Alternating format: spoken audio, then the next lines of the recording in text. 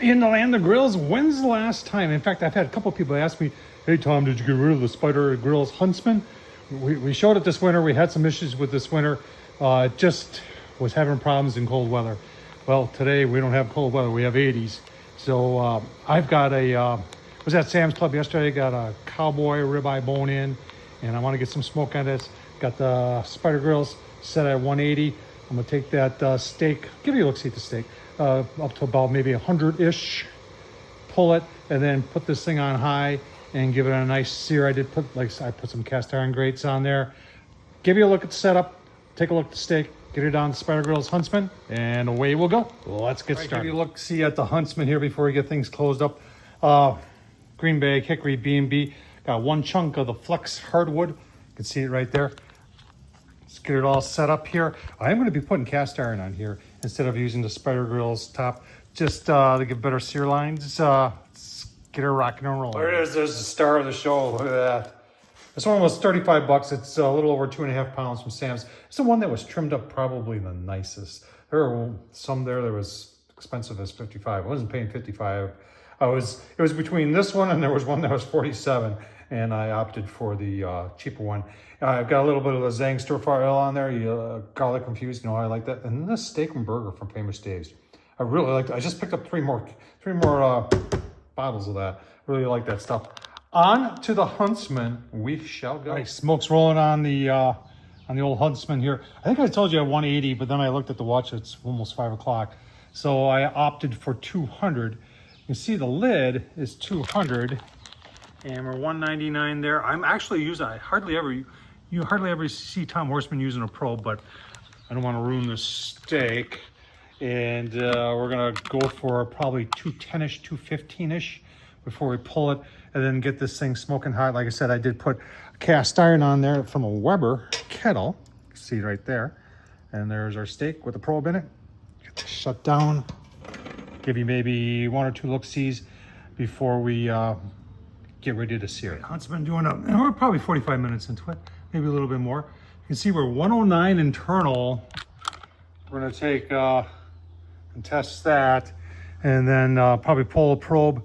And like I said, I wanted to take it up to 110, 115-ish, which we are just about there. A lot of nice smoke, a lot of nice color. Oh, look at that. Sausage stuffed mushrooms in there too. Very nice. Let's take a temp. Yeah, this is reading more 93-ish. 111 there, 117, 120. Well, I think we'll go 5 more minutes. Pull it, and then I'll show you what we're gonna do to get high heat out of this. All right, 20 minutes later, I've had the steak off. It's sitting in the house. Put a whole bunch more of the Green Bay Hickory lump charcoal from B&B on there.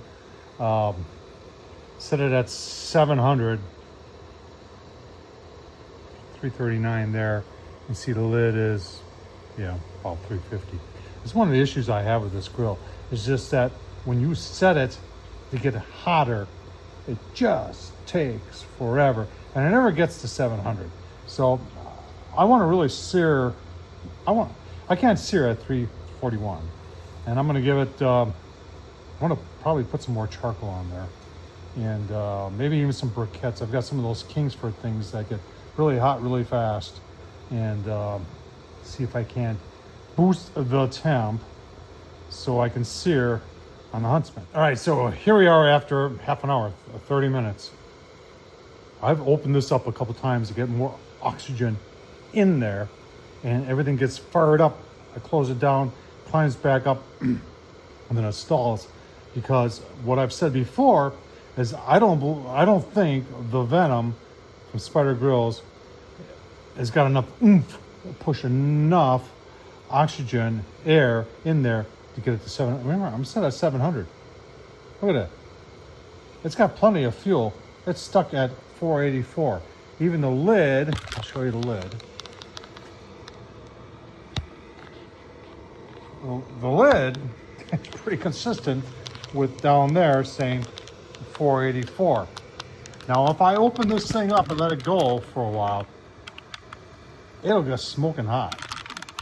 Here, let's just do that.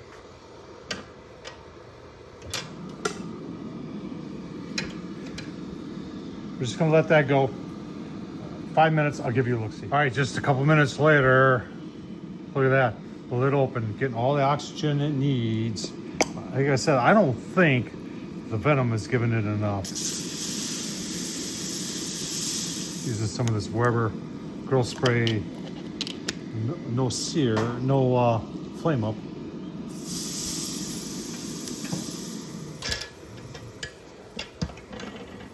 Give you a look. All right, the grill says it's 4:14, coming up on 1 minute.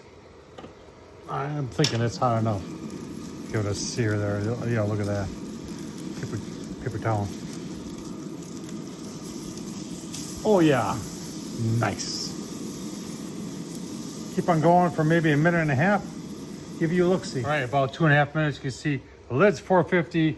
The controller's reading 452. I do like that. Let's see how we're doing here. Oh yeah, really, really nice. Probably about a minute. Take it off, give you a look at the final product. Well, you look at that. Very, very nice. By the Spider Grills Huntsman. A little disappointed on the temp, on what we had to do to get it to high temp in order to get a sear in here. I really believe, and I've said this time and time and time again, that the blower does not have enough CFMs for this grill. And obviously our friends at Spider Grills aren't going to talk about that. Let's take a taste test, shall we? That is some awesome steak. Remember, in order to get the sear, I had to leave things open, get charcoal going. If I had the lid closed, had it set at 700, it just wasn't enough there to do it. Tom Horsman, YouTube, thumbs up, leave a comment, and as always, thanks for watching.